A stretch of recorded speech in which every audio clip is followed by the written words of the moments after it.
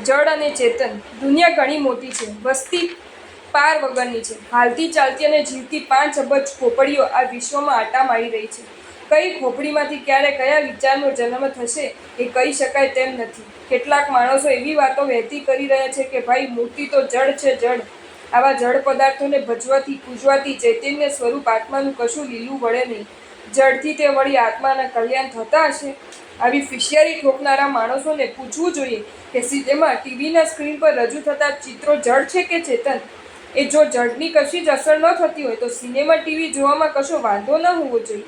મૂર્તિને જડ કહેનારા પણ પોતાના ઉપદેશમાં સિનેમા ટીવી છોડી દેવાની વાતો છૂટતી કરે છે.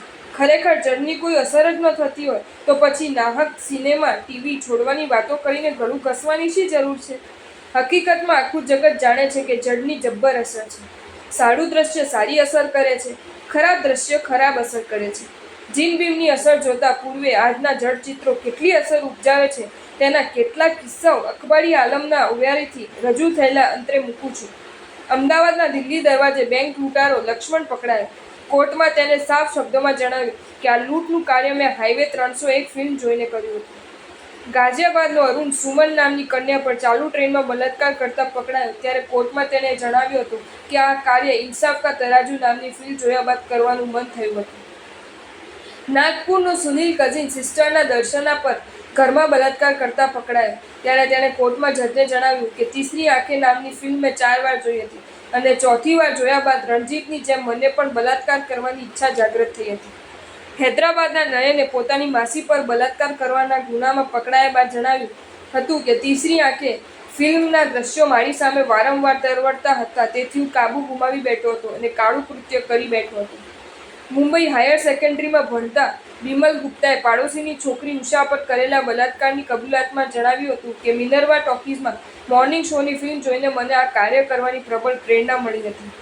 લખનૌના કબીરે તેમજ સાંગળીના શિવપ્રસાદે પણ પોતાના ગુનાના કારણમાં દો રાહા નામની ફિલ્મનો જ ઉલ્લેખ કર્યો હતો. જડ એવી અસરો કરી શકે છે એ કોર્ટોની જુબાનીઓ દ્વારા જાણી શકાય છે. જેમ દુષ્ટ દ્રશ્ય દુષ્ટતા જન્માવે છે તેમ સુંદર દ્રશ્ય સુંદરતા પણ જન્માવી શકે છે. કામ ક્રોધનું દ્રશ્ય જો કામી ક્રોધી બનાવી શકે છે તો અકામ અક્રોધનું દ્રશ્ય પણ અકામી અને અક્રોધી જરૂર બનાવી શકે છે. રાગનું દ્રશ્ય રાગ જન્માવે છે તો વિતરાગનું દ્રશ્ય વિતરાગતા જન્માવે છે. 10 વૈકાલિક સૂત્રોમાં બ્રહ્મચારીની દિવાલ પર ચિત્રેલી નાળીનું ચિત્ર જોવાની પણ ના પાડવામાં આવી છે કેમ કે જડ ચિત્ર પણ મનને બગાડી નાખવા સક્ષમ છે. ત્યારે જીનબીમના દર્શન દ્વારા એટલો પ્રચંડ લાભ સંપ્રાપ્ત થાય છે કે જો જીનબીમના દર્શન ન કરવામાં આવે તો જીન આગમોમાં પ્રાયશ્ચિત જણાવવામાં આવે છે. બિયર વિસ્કી કે બ્રાન્ડીના જામ ચૈતન્ય પર એવી ભયાનક અસર કરે છે કે માણસ પોતાનું તમામ ભાન ભૂલી જાય છે. વિગયોથી નીતરતો આહાર જડ હોવા છતાંય આત્માને કેવો ઉન્માદી કરી મૂકે છે. ચશ્માના ગ્લાસ જડ હોવા છતાંય કેવી ગજબ અસર કરે છે. આમ છતાંય જો જડની અસર બાબત શંકા રહ્યા કરતી હોય તો 1 ચમચી ભરીને મરચું આંખમાં પધરાવી જુઓ, પછી તરત જ સમજાઈ જશે કે જડનો શો પ્રભાવ છે.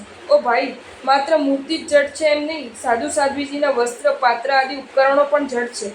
દીક્ષાર્થી આત્મા ભાવથી ઘણોય ઊંચા હોવા છતાં જ્યાં લગી પહેલા જડ લુગડા અને પાત્રાને ગ્રહણ નથી કરતો ત્યાં સુધી તેને કોઈ ગુરુ વંદના કરતું નથી. દીક્ષા વિધિમાં જ્યારે આત્મા મસ્તક મુંડાવી વસ્ત્ર પાત્ર આદિ ઉપકરણોને લઈને સ્ટેજ પર પધારે છે ત્યારે હજારોના મસ્તક તેના ચરણમાં નમી જાય છે.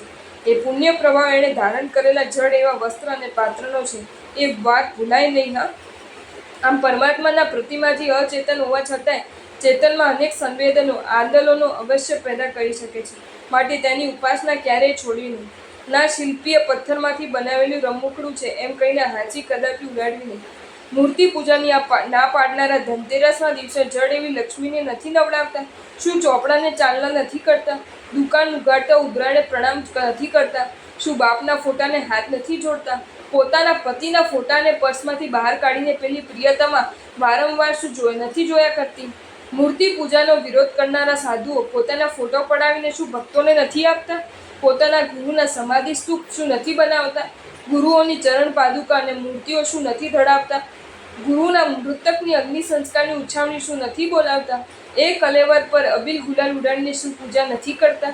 અને મૂર્તિ પૂજાના વિરોધ કરનારા કેટલાક સાધુઓ તો હવે ઉપાશ્રયમાં જગ્યાના અભાવે ઉપરના મજલામાં ટીવી પર પોતાનો પોઝ બતાડીને માઇક દ્વારા વ્યાખ્યાનનો સ્વાદ ચખાડવા લાગ્યા છે અને ભક્તો એ સ્વાદ માનતા ઘેલા થવા લાગ્યા છે. અને ટીવી પર ગુરુની આકૃતિ જોયા પછી બહુ સરસ એમ બોલવાય લાગ્યા છે. વાહ, એ લોકો દુનિયાના નટનટીના, પત્નીના, દીકરાના, ગુરુના, તાજમહેલ અને જુમ્મા મસ્જિદના પોસ્ટ ખુશીથી જોઈ શકે. માત્ર પરમાત્માનું પોસ્ટ જોવામાં જ તેમને પાપ લાગી જાય છે. જેણે મૂર્તિના દર્શન ન કરવા હોય એને સિનેમા ટીવીના દર્શન પણ બંધ કરી દેવા જોઈએ. મને તો લાગે છે કે પ્રતિમાજીને જડ કહેનારની બુદ્ધિ જ જડ હોવી જોઈએ, નહીંતર લાખો આત્મામાં ચૈતન્યના દીવા પ્રગટાવી દેતી પ્રતિમાજીને જડ કહેવાનું સાહસ એ લોકો કેમ કરી શકે? એ જીનબીમમાં સુવિહિત સૂર્યપુરંદરોએ અંજન છલાકા વિધિ વડે પ્રાણ પૂર્યા છે. તે પ્રતિમાજી અમારા માટે જીવંત પરમાત્મા છે. સાક્ષાત પ્રભુથી જરાય ઉતરતા નથી. ભાવ નિક્ષેપે વર્તતા ભગવાન જેવા જ ભગવાન અમારી સમક્ષમાં સ્થાપના નિક્ષેપે બિરાજમાન છે. બંધન હોય સ્થાપના નિક્ષેપા દ્વારા આખા વિશ્વને પવિત્ર કરતા પરમાત્માને. જો તમને આ વિડીયો ગમ્યો હોય તો આ વિડીયોને લાઇક કરો અને શેર કરો, અને આવા જ નવા વિડીયો જોવા માટે જૈન ફેક્ટ્સ એન્ડ સ્ટોરીઝની ચેનલને સબસ્ક્રાઈબ કરો. ધન્યવાદ.